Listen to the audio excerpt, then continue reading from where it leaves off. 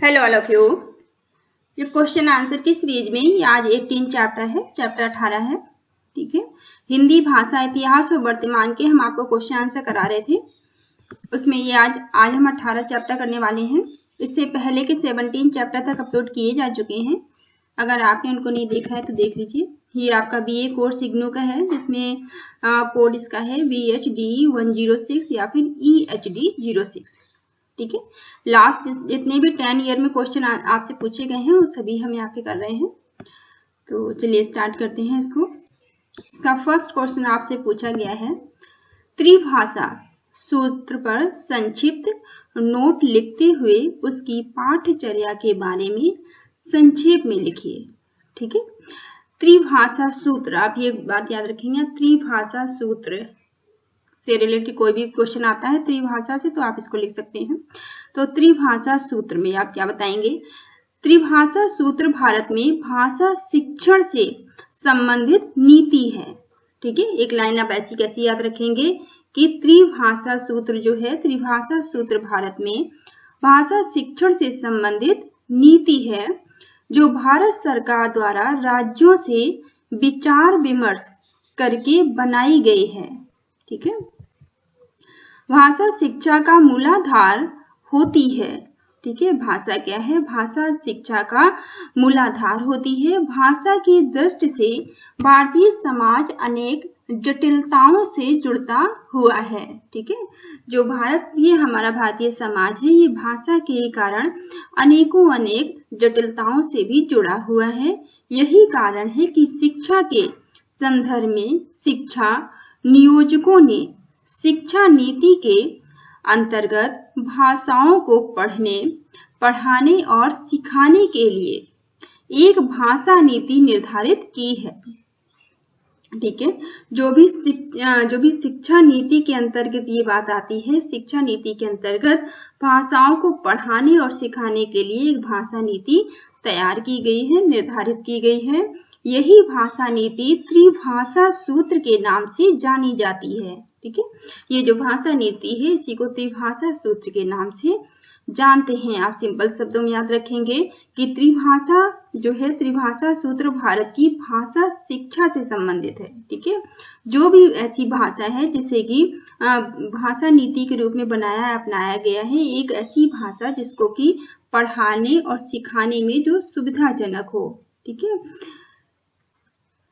सन 1956 में केंद्रीय शिक्षा सलाहकार बोर्ड ने देश की आवश्यकताओं और सुविधा की मांग को ध्यान में रखकर भाषा शिक्षा की कठिन समस्या पर विस्तार से चर्चा की और त्रिभाषा सूत्र के नाम से एक सूत्र तैयार किया। ठीक है, ये ऑप्शन याद रखेंगे। 1956 की बात है। 1956 में केंद्रीय शिक्षा सलाहकार बोर्ड, ये ऐसे कैसे आपको याद रखना है कि 1956 में केंद्रीय शिक्षा सलाहकार बोर्ड ने देश की आवश्यकताओं, ठीक है, देश की जो भी जरूरतें थी उनको और संविधान की मांग, और संविधान ने जो मांग की थी को ध्यान में रखकर इन्होंने भाषा शिक्षा की कठिन समस्या पर विस्तार से इन्होंने चर्चा की और त्रिसूत्र के नाम से एक सूत्र तैयार किया। ठीक है, इस सूत्र का स्वरूप इस प्रकार है। ये सूत्र क्या क्या है, तीनों हेडिंग आप जरूर याद रखेंगे। पहला क्या है, मातृभाषा या प्रादेशिक भाषा। ठीक है, फर्स्ट क्या है, मातृभाषा या फिर प्रादेशिक भाषा। दूसरा है संघ की राजभाषा या सह राजभाषा। ठीक है, दूसरा है संघ की राजभाषा या फिर सह राजभाषा। जब तक वहां रहे तब तक, वहां पर जो भी लोग रह रहे हैं वहां तब तक ये भाषा का यूज वो कर सकते हैं, संघ की राजभाषा या फिर सह राजभाषा का। थर्ड में बताया गया है एक आधुनिक भारतीय या विदेशी भाषा। ठीक है, एक भारत की जो आधुनिक भारत की भाषा हो सकती है या कोई विदेशी भाषा हो सकती है। पहला और दूसरे के अंदर ना आई हो, जो पहले और दूसरे में ना आ रही हो, और शिक्षा माध्यम के रूप में प्रयुक्त भाषा से भिन्न हो। ठीक है, ये 3 पॉइंट आप जरूर याद रखेंगे अच्छे से। ये 3 पॉइंट लिख देंगे आप, और फिर जो कुछ भी फर्स्ट सेकंड लाइन में आपको मैंने बताया था ये आप ऐसे कैसे लाइनें याद रखेंगे। इतना भी आप लिखेंगे तो आपको अच्छे नंबर मिल जाएंगे। ठीक है, ये पॉइंट आप जरूर याद रखिएगा। त्रिभाषा सूत्र की इस नीति के अनुसार मातृभाषा को अनिवार्यता 10 वर्ष पढ़ाना आवश्यक है। ठीक है, त्रिभाषा नीति कहती है कि किसी भाषा को 10 वर्ष तक पढ़ाना जरूरी होता है। तो त्रिभाषा सूत्र नीति जो है के अनुसार जो मातृभाषा है, ठीक है, बच्चे को मातृभाषा उसकी 10 वर्ष तक सिखाना से जरूरी है। द्वितीय भाषा या राजभाषा हिंदी हो सकती है। ठीक है, दूसरी भाषा या फिर राजभाषा जो है वो हिंदी हो सकती है या अंग्रेजी हो सकती है, जिसे अनिवार्यता 5वीं कक्षा से 10वीं तक 6 वर्षों के लिए पढ़ाना आवश्यक है। इस स्तर पर हिंदी या अंग्रेजी में से एक भाषा की भी पढ़ाई वैकल्पिक रूप से शुरू की जा सकती है, जिसे विद्यार्थी ने द्वितीय भाषा के अनिवार्य रूप में स्वीकार नहीं किया है। 8वीं कक्षा से 10वीं कक्षा तक तीसरी भाषा की पढ़ाई 3 वर्ष के लिए अपेक्षित है। इन 3 वर्षों में एक या उससे अधिक आधुनिक भारतीय भाषाओं को विकल्प रूप से पढ़ाने की छूट भी है। उच्चतर माध्यम कक्षाओं अर्थात 11वीं 12वीं कक्षा में किन्हीं भी 2 अनिवार्य भाषाओं को पढ़ाना आवश्यक है, जिन्हें वे पहले पढ़ चुके हों। ठीक है, जो भाषा को पहले पढ़ चुके हों उन भाषाओं को 11वीं और 12वीं में पढ़ाना जरूरी है, अथवा एक या अधिक आधुनिक भारतीय भाषाओं के विकल्प के साथ नीचे दी गई भाषाओं में किन्हीं 2 भाषाओं का शिक्षण आवश्यक है। अब यहाँ पे 3 भाषाएं नीचे दी गई हैं, इनमें से कोई भी 2 भाषाएं बच्चे चुन सकते हैं। जैसे आधुनिक भारतीय भाषाएं हो सकती हैं, ठीक है, आप आधुनिक भारतीय भाषा ले सकते हैं, या फिर भारतीय या कोई विदेशी भाषा ले सकते हैं, या फिर आधुनिक विदेशी भाषा भी आप ले सकते हैं। इन तीनों में से आपको कोई भी 2 का चयन करना होगा। त्रिभाषा सूत्र ने प्रत्येक राज्य की शिक्षा व्यवस्था तथा पाठचर्या को किसी न किसी रूप में प्रभावित किया है।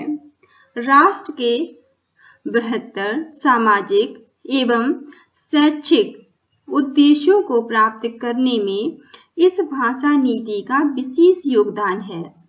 वस्तुतः त्रिभाषा सूत्र के अनुसार पाठचर्या व्यवस्था को इस रूप में समझा जा सकता है। अब यहाँ पे आपको त्रिभाषा को समझाया गया है कुछ पॉइंटों में। पहला है उच्चतर माध्यमिक स्तर पर केवल 2 भाषाएं अनिवार्य रूप से सिखाई जानी चाहिए। ठीक है, जितने भी से पॉइंट आ रहे हैं मैं रेड से आपको पॉइंट कर रही हूँ, इनको आप ऐसे कैसे याद कर लीजिएगा कि उच्च माध्यमिक स्तर पर केवल 2 भाषाएं अनिवार्य रूप से सिखाई जानी चाहिए। इसमें क्या क्या हो सकता है? फर्स्ट है मातृभाषा या प्रादेशिक भाषा। ठीक है, 2 भाषाओं में से क्या क्या हो सकती है? पहली तो आपकी मातृभाषा हो सकती है या फिर प्रादेशिक भाषा हो सकती है। दूसरी संघ की राजभाषा या सह राजभाषा हो सकती है। ठीक है, संघ की भाषा हो सकती है, संघ की राजभाषा हो सकती है या फिर सह राजभाषा हो सकती है। हिंदी प्रदेश के लगभग सभी बच्चों के लिए और हिंदी क्षेत्रों में बहुसंख्यक बच्चों के लिए शायद अंग्रेजी दूसरी भाषा होगी, लेकिन अहिंदी सभी क्षेत्रों के जो अहिंदी भाषा है, अहिंदी भाषी क्षेत्रों में जो बहुत से बच्चे हैं, बहुत से बच्चे हिंदी लेने के भी इच्छुक हो सकते हैं। इसके अतिरिक्त ऐच्छिक आधार पर तीसरी भाषा के अध्ययन की भी व्यवस्था होनी चाहिए, ताकि हिंदी क्षेत्र के वे बच्चे जिनकी मातृभाषा हिंदी नहीं है और अहिंदी क्षेत्र के वे बच्चे जिन्होंने द्वितीय भाषा के रूप में अंग्रेजी पढ़ी है, यदि चाहे तो संघ की राजभाषा का अध्ययन कर सकते हैं। ठीक है, अगर उन्होंने अगर दूसरी भाषा के रूप में इंग्लिश ही पढ़ी है, फिर भी अगर उनकी इच्छा है तो वो संघ की राजभाषा का अध्ययन कर सकते हैं, वो सीख सकते हैं। दूसरे में आपको बताया गया है,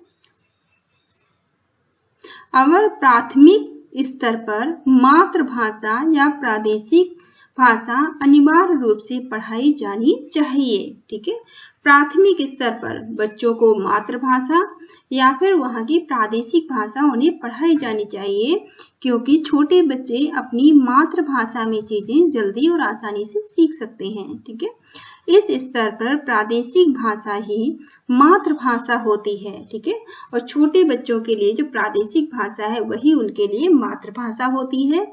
कुछ भाषाई अल्पसंख्यक बच्चे भी प्रादेशिक भाषा पढ़ना चाहते हैं या पढ़ना चाहेंगे, लेकिन यह उन पर लादी नहीं जा सकती। ठीक है, जबरदस्ती बच्चों को कोई प्रादेशिक भाषा नहीं पढ़ाई जा सकती। उन भाषा के माध्यम से बच्चों को सिखाया जाता है, छोटे बच्चों को, ताकि वो अपनी भाषा के माध्यम से अच्छे से चीजें समझ सकें। अगर आप उन्हें मदर लैंग्वेज में सिखाएंगे, मदर टंग में सिखाएंगे, उनकी मातृभाषाएं बताएंगे, तो बच्चे आसानी से सीख और समझ पाएंगे चीजों को। कहने का मतलब यहाँ यही है, उन्हें संविधान के अंतर्गत यह अधिकार मिला है कि वे अपनी मातृभाषा के माध्यम से प्राथमिक शिक्षा प्राप्त कर सकें। ठीक है, ये अधिकार बच्चों को संविधान ने भी दिया है, कि संविधान भी कहता है कि छोटे बच्चों को उन्हें मातृभाषा में ही सिखाया जाना चाहिए, वो चीजें सीख सकते हैं। ठीक है, संविधान के अंतर्गत यह अधिकार मिला है,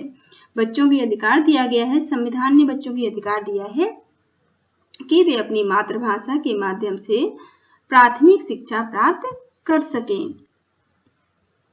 इसलिए यदि भाषाई अल्पसंख्यक बच्चे अपनी मातृभाषा के माध्यम से प्राथमिक शिक्षा प्राप्त करना चाहते हैं, तो राज्य सरकारों को चाहिए कि वे उनकी व्यवस्था करें। ठीक है, तो राज्य सरकार इन चीजों की व्यवस्था की जिम्मेदारी राज्य सरकार की है।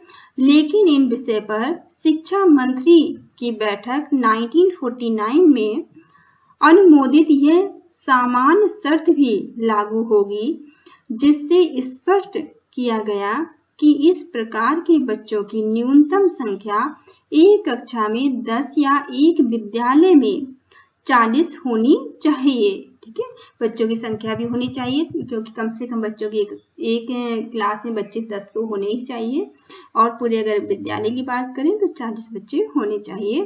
ठीक है, यह वांछनीय होगा कि ऐसे बच्चों को प्रादेशिक भाषा का भी व्यवहारिक ज्ञान हो। इसलिए तीसरी कक्षा के बाद ऐच्छिक आधार पर इसके अध्ययन की सुविधा देनी चाहिए। ठीक है, तीसरी कक्षा के बाद बच्चों को दूसरी चीजों को सिखाने की भी सुविधा दी जाती है। थर्ड पॉइंट में आपको बताया गया है कि यह सत्य है कि अंग्रेजी प्रमुख पुस्तकालय भाषा होगी, लेकिन रूसी, जर्मन, फ्रेंच, चीनी, जापानी जैसी अन्य प्रमुख पुस्तकालय भाषाओं के अध्ययन को भी प्रोत्साहन देना आवश्यक है। ठीक है, दूसरी लैंग्वेज को भी प्रोत्साहन दिया जा रहा है हमारे यहाँ। इंग्लिश तो पहले से ही थी। अब अगर आपको जानकारी होगी तो आप जानते होंगे कि सीबीएसई के कुछ स्कूलों में इस तरह की लैंग्वेज भी सिखाने की, ये सारी भाषाओं को सिखाने की व्यवस्था की जा रही है। ठीक है, प्रत्येक राज्य के कुछ चुने हुए विद्यालयों में इनकी अध्ययन की व्यवस्था की जानी चाहिए और छात्रों को इन्हें लेने की छूट होनी चाहिए। ठीक है, अगर आप जैसे इग्नू से कर रहे हैं, तो अगर आपको जानकारी नहीं है तो मैं बता दूं, वहां भी आपको ऐसी व्यवस्था वहां भी आपको मिलेगी। अगर आप कोई और लैंग्वेज लेना चाहते हैं तो आप ले सकते हैं, पढ़ना चाहते हैं यदि आप। ये सभी भाषाएं या तो अंग्रेजी और या हिंदी के स्थान पर या उनके साथ साथ पढ़ी जा सकती हैं। ठीक है, आप हिंदी अंग्रेजी के साथ साथ भी उनको पढ़ सकते हैं, अलग से भी ले सकते हैं। इसी प्रकार हिंदी भाषी क्षेत्रों के कुछ चुने हुए विद्यालयों में हिंदी और प्रादेशिक भाषाओं से भिन्न आधुनिक भारतीय भाषाओं के अध्ययन की सुविधा होनी चाहिए। छात्रों को इन भाषाओं के अध्ययन की उसी प्रकार छूट होनी चाहिए जिस प्रकार वे भाषाएं या तो अंग्रेजी या हिंदी के स्थान पर पढ़ाई जाएं या उसके साथ साथ। ठीक है, आप हिंदी अंग्रेजी के साथ ले सकते हैं या उनके साथ साथ ही पढ़ सकते हैं, अलग से भी ले सकते हैं। नेक्स्ट पॉइंट है, उच्चतर माध्यमिक कक्षाओं में केवल 2 ही भाषाएं अनिवार्य होनी चाहिए। ठीक है, बड़ी क्लासेस में दो भाषाओं की बात की गई है और छात्रों को यह छूट होनी चाहिए कि वह पहले पढ़ी हुई 3 भाषाओं में से किन्हीं 2 को चुने। ठीक है, वो जो भी उन्होंने पहले 3 भाषाएं पढ़ी हैं उनमें से वो किन्हीं भी 2 भाषाओं को ले सकते हैं। ठीक है, 2 भाषाएं आप ले सकते हैं, जैसे यहाँ नीचे 3 भाषाएं दी गई हैं। पहला है आधुनिक भारतीय भाषा, हम पहले ही पढ़ चुके हैं। तो फर्स्ट में क्या है, आपको 3 ऑप्शन मिलते हैं। आप आधुनिक भारतीय भाषाएं ले सकते हैं, आधुनिक विदेशी भाषा ले सकते हैं या फिर प्राचीन भाषाएं। ठीक है, प्राचीन भाषाएं में आप ले सकते हैं भारतीय या फिर विदेशी भाषा आप ले सकते हैं। यदि कोई छात्र चाहे तो एक या अधिक अतिरिक्त भाषा का ऐच्छिक आधार पर भी अध्ययन कर सकता है। अगर आप चाहें तो एक या एक से ज्यादा भाषाएं भी आप सीख सकते हैं, इसमें कोई पाबंदी नहीं है, आप जितनी भाषाएं चाहे सीख सकते हैं। सेकंड क्वेश्चन में आपसे पूछा गया है कि त्रिभाषा सूत्र का व्यवहारिक पक्ष बताओ। ठीक है, आपसे त्रिभाषा सूत्र का यहाँ पर व्यवहारिक पक्ष पूछा गया है। ठीक है, व्यवहारिक पक्ष बताते हुए क्रियान्वयन में किन कठिनाइयों का वर्णन करिए। इनमें क्या क्या कठिनाइयां आती हैं उनका वर्णन आपको करना है। तो ये थोड़ा सा लाइट हो रहा है, आप समझ लीजिए।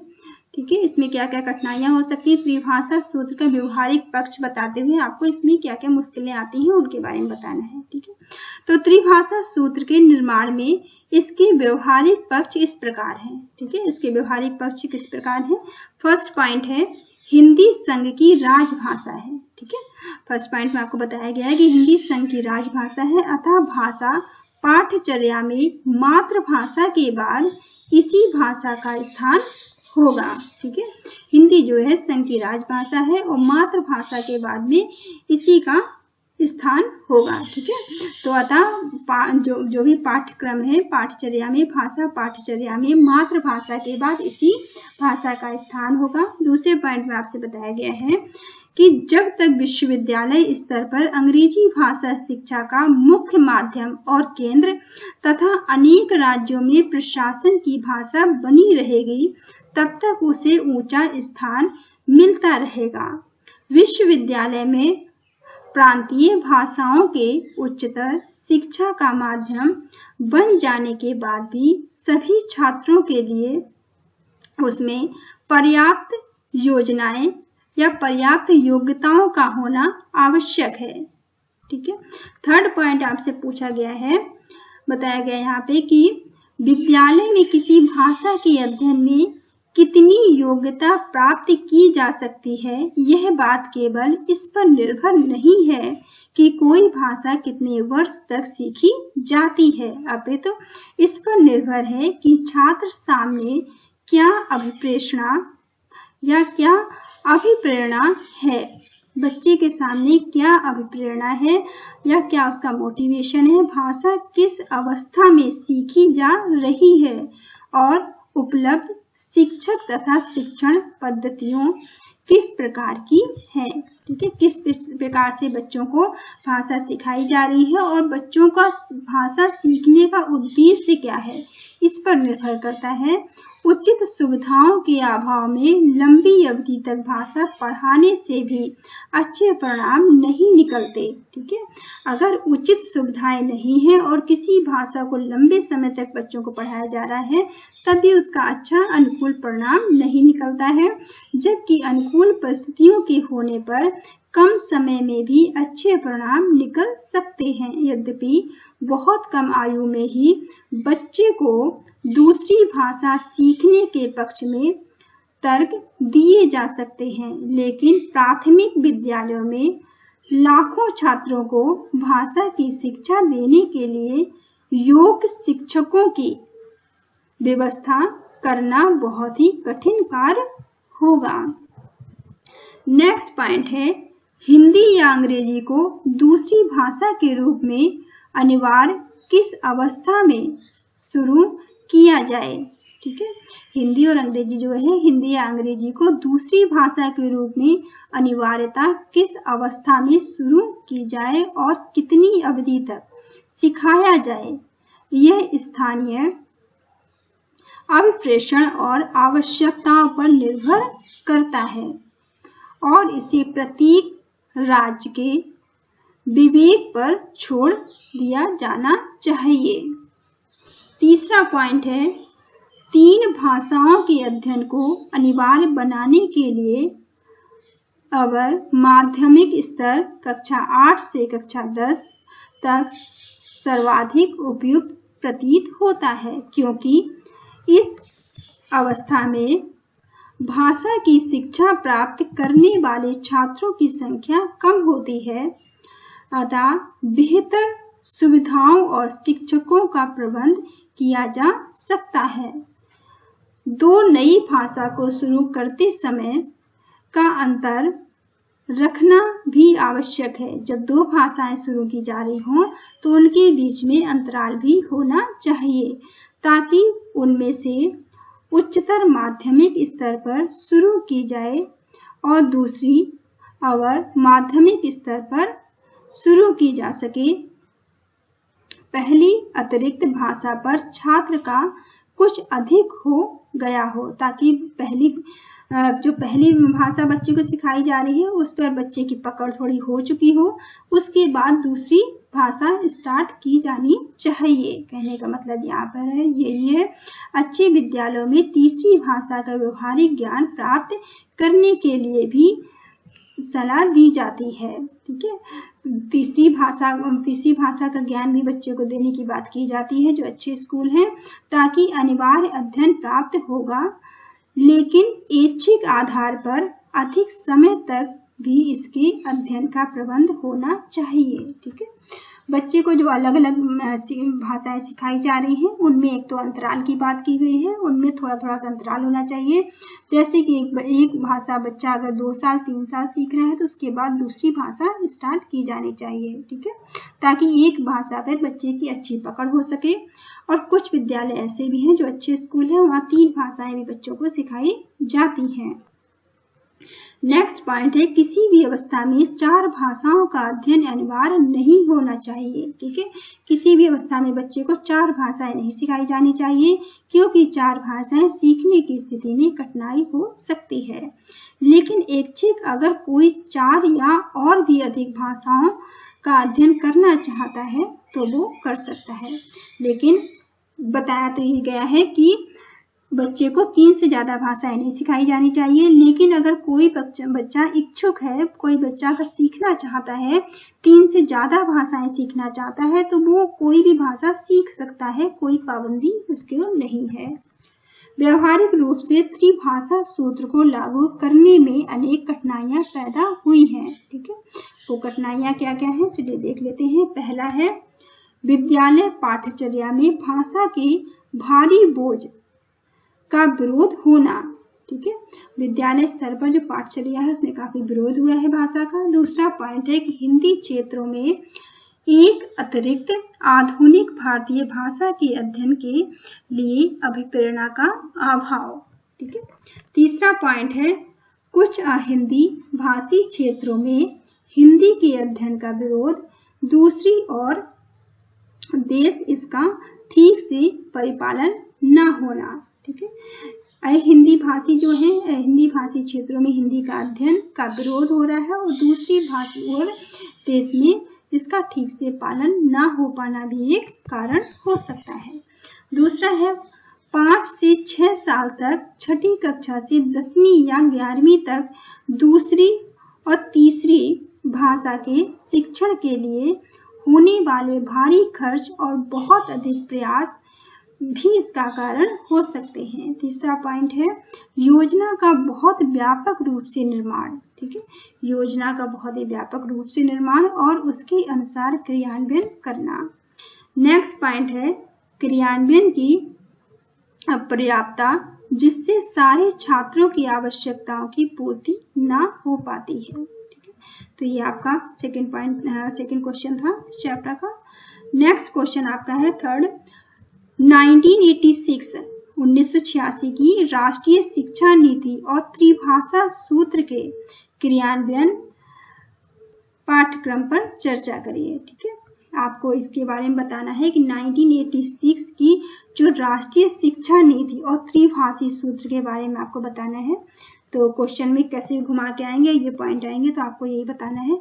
या फिर आपसे क्वेश्चन दो पार्ट में पूछा जा सकता है। एक आपसे पूछा जा सकता है 1986 की राष्ट्रीय शिक्षा नीति और दूसरा आपसे त्रिभाषा सूत्र पूछे जा सकते हैं। तो कैसे पूछा जा सकता है, चलिए देख लेते हैं। त्रिभाषा सूत्र के अंतर्गत हिंदी भाषी क्षेत्रों में हिंदी और अंग्रेजी के साथ आधुनिक भारतीय भाषाओं के अध्ययन तथा अहिंदी भाषी क्षेत्रों में क्षेत्रीय भाषा और अंग्रेजी के साथ साथ हिंदी के अध्ययन की व्यवस्था की गई है। ठीक है, जो क्षेत्रीय भाषाएं हैं और हिंदी के साथ साथ अंग्रेजी के अध्ययन की व्यवस्था की गई है। त्रिभाषा सूत्र सफलतापूर्वक लागू न होने के जो सफलतापूर्वक नहीं लागू हुआ अगर हो पाया है तो इसके क्या क्या कारण हो सकते हैं, ये चलिए देख लेते हैं। पहला कारण है कि हिंदी भाषी क्षेत्रों में दक्षिण भारत की भाषाओं के अध्ययन की सुविधा न होना। ठीक है, पहला कारण क्या हो गया कि हिंदी भाषी जो क्षेत्र है वहाँ दक्षिण भारत की भाषाओं के अध्ययन की सुविधा न होना। दूसरा कारण है तीन भाषाओं के अध्ययन के वर्षों की असमानता। ठीक है, तीन भाषाओं को सीखने की जो वर्षों में असामान्यता इसका कारण है। तीसरा है कुछ प्रदेशों में आधुनिक भारतीय भाषा के स्थान पर शास्त्रीय भाषा की व्यवस्था। ठीक है, तीसरा पॉइंट है कि इसके स्थान पर शास्त्रीय भाषाओं की व्यवस्था भी इसका कारण हो सकती है। ठीक है, नेक्स्ट है विभिन्न भाषाओं में भारतीय भाषाई योग्यता के न्यूनतम योग्यता स्तर का विशिष्टीकरण न होना। ठीक है, नेक्स्ट पॉइंट क्या है, नेक्स्ट पॉइंट है कि विभिन्न भाषाओं में भाषाई योग्यता के न्यूनतम योग्यता स्तर पर विशिष्टीकरण न होना। ठीक है, नेक्स्ट पॉइंट है सभी भाषाओं का माध्यमिक स्तर पर अनिवार्य न होना। ठीक है, ये कुछ पॉइंट हैं जिनकी वजह से त्रिशिक्षा नीति लागू ठीक से नहीं हो पाई। ठीक है, उपयुक्त विसंगतियों के दूर करने के लिए राष्ट्रीय शिक्षा नीति 1986 में एक कार्य योजना बनाई गई। इसके अनुसार त्रिभाषा सूत्र के क्रियान्वयन के लिए निम्नलिखित कार्य निर्धारित किए गए। ठीक है, वो कार्य क्या क्या है, हिंदी और अन्य भारतीय भाषाओं के शिक्षण प्रशिक्षण संस्थान खोलने के साथ वर्तमान शिक्षण संस्थाओं को समृद्ध किया जाए। ठीक है, नेक्स्ट है मंत्रालय के भाषा संस्थानों को शिक्षण विधियों में शोध प्रयोग कंप्यूटर तथा नई संप्रेषण तकनीकी की दृष्टि से समृद्ध किया जाए। ठीक है, नेक्स्ट पॉइंट है हिंदी शिक्षक नियुक्ति अनुदान प्रणाली को पुनर्जीवित किया जाए। ठीक है, नेक्स्ट पॉइंट है त्रिभाषा सूत्र की अनिवार्य रूप से लागू करने वाले राज्यों को व्यय वृद्धि की पूर्ति के लिए सहायता दी जाए, जिससे कि सभी राज्य त्रिभाषा सूत्र को अच्छे से लागू कर सकें। ठीक है, नेक्स्ट पॉइंट है केंद्रीय सरकार द्वारा हिंदी प्रदेशों में हिंदी अध्यापकों की नियुक्ति के लिए सहायता दी जाए। ठीक है, नेक्स्ट पॉइंट है इसमें अहिंदी प्रदेशों में हिंदी शिक्षक नियुक्ति प्रणाली की समानांतर हिंदी प्रदेशों में आधुनिक भारतीय भाषा शिक्षकों दक्षिण भारतीय भाषाओं को वरीयता की नियुक्ति प्रणाली तथा सहायता प्रणाली लागू की।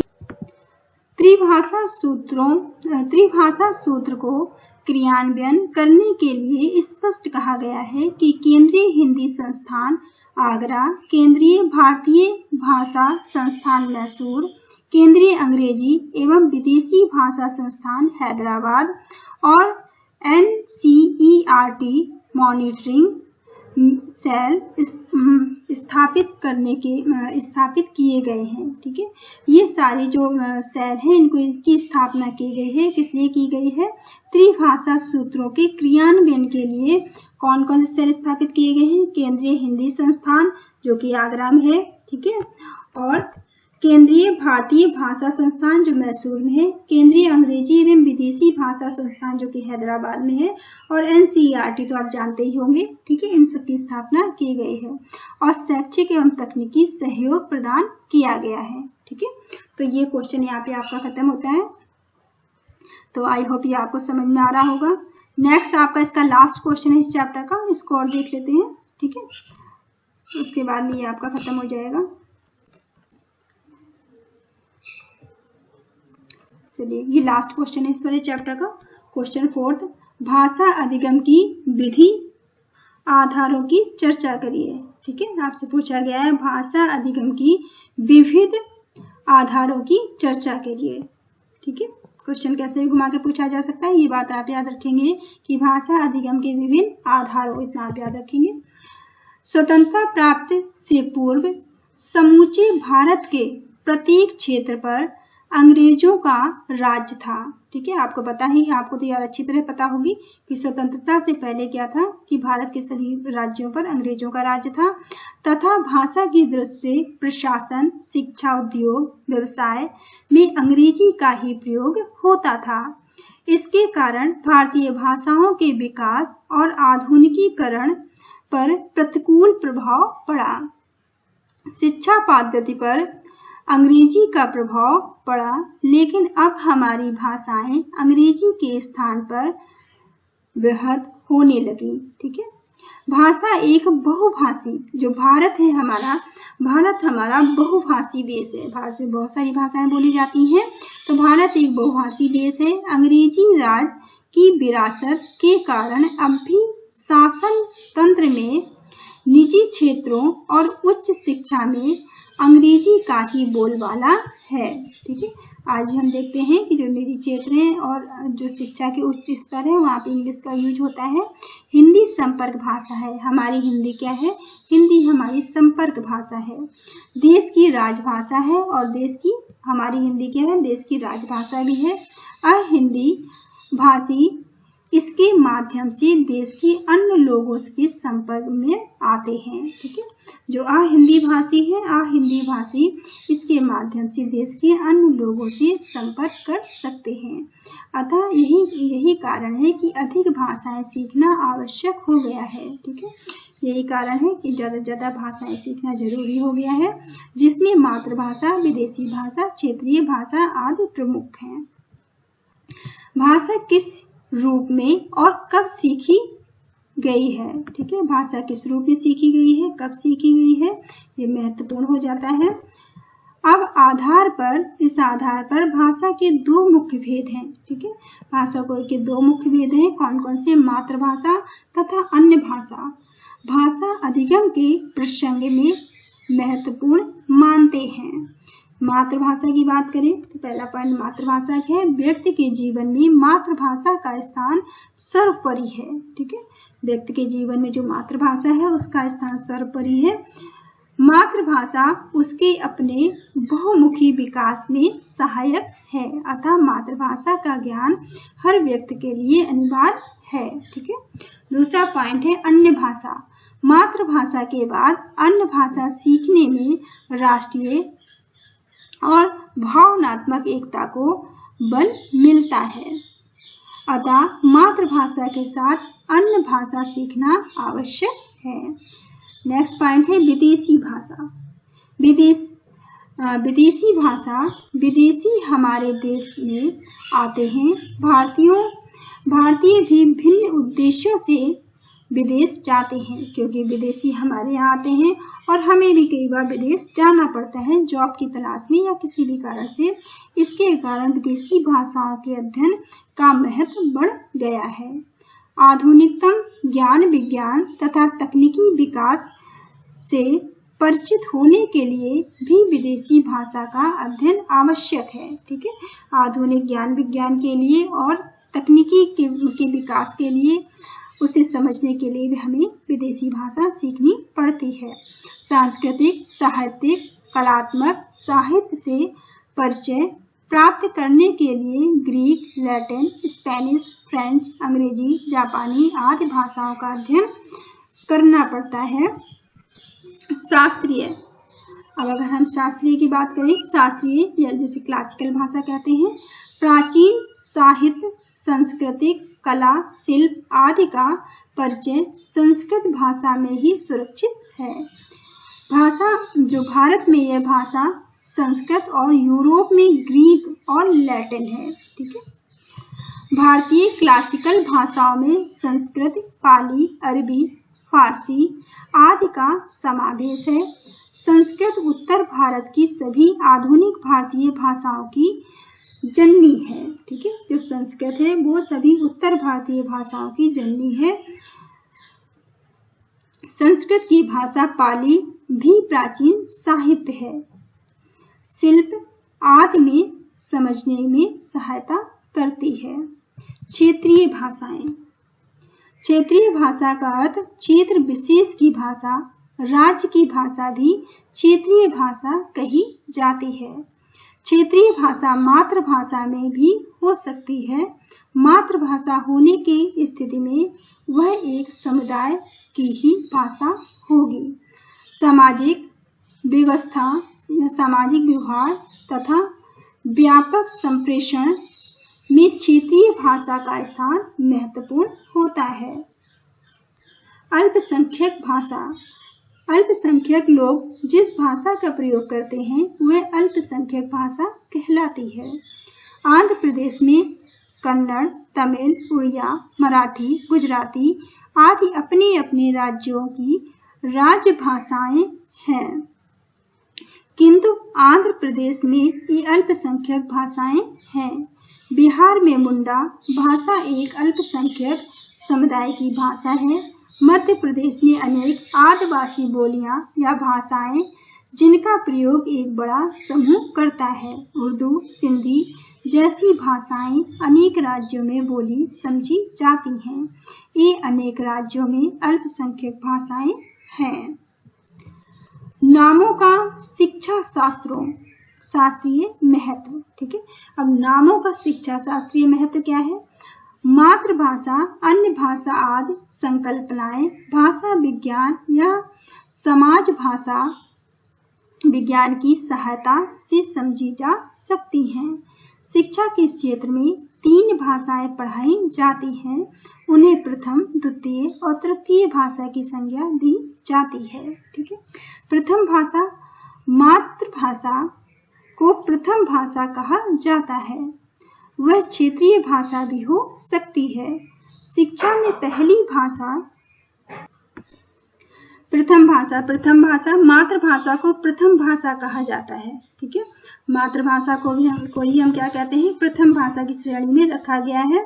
वह क्षेत्रीय भाषा भी हो सकती है। ठीक है, हमारी जो मातृभाषा है वो क्षेत्रीय भाषा भी हो सकती है। शिक्षा में पहली कक्षा में पढ़ाई जाने वाली भाषा को प्रथम भाषा कहा जाता है। प्रथम भाषा परिनिष्ठित तथा समाज स्वीकृत भाषा है। ठीक है, जो प्रथम भाषा है वही हमारी मातृभाषा भी है या फिर हम क्षेत्रीय भाषा से कह सकते हैं। इसी में बच्चों को शिक्षा दी जाती है, छोटे बच्चों को। जीवन में विभिन्न क्रियाकलापों में प्रयुक्त भाषा जिसे हम शिक्षित व्यक्तियों के परिवेश में रहते हुए सीखते हैं, प्रथम भाषा कहलाती है। ठीक है, द्वितीय भाषा क्या है? द्वितीय भाषा सीखी हुई भाषा होती है। द्वितीय भाषा वो होती है जिसे हमें सीखना पड़ता है। द्वितीय भाषा सीखी हुई भाषा होती है, जबकि प्रथम भाषा हम अपने घर से, अपने परिवेश से सीखते हैं। ठीक है, इसकी ध्वनियां, शब्दावली, वाक्य संरचना सब कुछ सीखनी होती है। मातृभाषा सीखने में पहले सीखा हुआ ज्ञान बहुत सहायता करता है। ठीक है, मातृभाषा में जो बच्चे ने बचपन में सीखा है अपने घर से, परिवार से, परिवेश से, वो उसे सहायता करता है। लेकिन द्वितीय भाषा में हमें हर चीज सीखनी पड़ती है, ध्वनियाँ भी सीखनी पड़ती है, शब्दावली भी सीखनी पड़ती है और वाक्य संरचना को भी सीखना होता है। मातृभाषा का ज्ञान द्वितीय भाषा के सीखने में मदद करता है। ठीक है, मातृभाषा का जो हमारा ज्ञान है वो हमें दूसरी भाषा सीखने में भी हमारी सहायता करता है। तृतीय भाषा, प्रथम भाषा के बाद जो भी भाषाएं हम सीखते हैं वे सब सीखने की दृष्टि से द्वितीय भाषाएं मानी जाती हैं। तृतीय भाषा की क्षमता तुलनात्मक दृष्टि से कम हो सकती है। ठीक है, तीसरी भाषा की क्षमता जो है तुलनात्मक रूप से कम होती है। तृतीय भाषा सीखने का उद्देश्य अधिक व्यापार है। ठीक है, तीसरी भाषा हम अधिक व्यापक रूप से सीखते हैं। इस बहुभाषी देश में हिंदी के माध्यम से संपर्क स्थापित करने में योगदान देना और राष्ट्रीय भावनात्मक एकता का आधार पुष्ट करना है।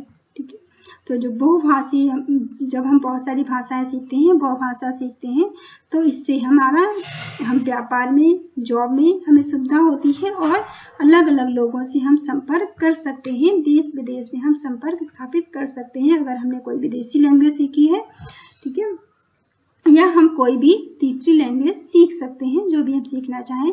तृतीय भाषा अध्ययन का मुख्य उद्देश्य तृतीय भाषा हिंदी से यह भी अपेक्षा है, तीसरी भाषा अगर हम बाकी दो भाषाएं जानते हैं जो हमारी मदर टंग कुछ और है, और या फिर हमारी जो क्षेत्रीय भाषा कुछ और है, और उसके अतिरिक्त हम कोई तीसरी भाषा, हिंदी भी हम तीसरी भाषा के रूप में सीख सकते हैं। ठीक है, कि वह भारत की सामाजिक संस्कृति के सभी तत्वों की अभिव्यक्ति का माध्यम बनती है। ठीक है, क्योंकि जो हमारी हिंदी है, खड़ी बोली है, वो सभी लोग समझते हैं। इसलिए जहाँ पर हिंदी नहीं बोली जाती है या फिर जहाँ की मातृभाषा मदर टंग हिंदी नहीं है, तो वहाँ के लिए तीसरी भाषा के रूप में भी हिंदी सीखी जा सकती है, वो लोग सीख सकते हैं।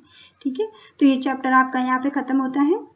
ये आपका सारे क्वेश्चन इस पर चैप्टर की कंप्लीट हो गए हैं। ठीक है, thank you all of you, thank you for watching.